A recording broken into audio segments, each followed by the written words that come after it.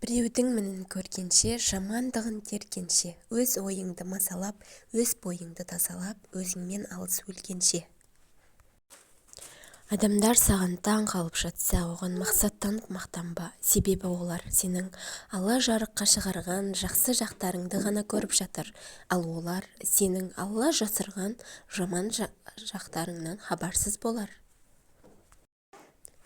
Бай мен кедей теңеу, байдың малын кедейге бөліп беру, кедейді еріншектікке, еңбексіз мал табуға дағдыландырып жіберетін жол.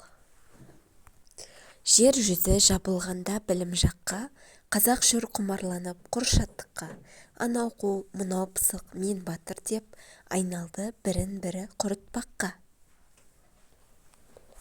Байлық жақсы екені елге мәлім, өзің істеп әдет қыл келсе халің, қолың білсе біреуге жалынбайсың, шыдамды бол, еріншек болма жаным.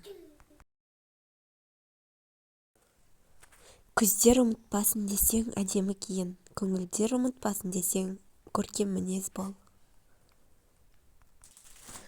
Адамдардың біразы өміріңді сенен бір нәрсе үйрену үшін бақылайтын болса, бір бөлігі қателіктеріңді теру үшін аңдиды. Екі топта саған таң, бірі махаббатпен, екіншісі іштарлықпен. Бәрін дұрыс жасауға қанша тырыссаң да, сені қате түсінетін адамдардың табылары хақ. Әркімге бір жауап қайтарып, өзіңді құр шаршатпағаның дұрыс.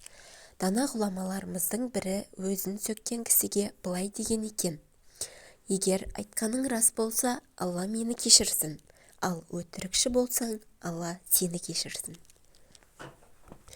Сырды сақтау шеберлігі жан дүниенің байлығын көрсетеді. Ішінде су тұрмайтын ыдыстың зияны секілді, сырды сақтай алмайтын адамның пайдасы кем.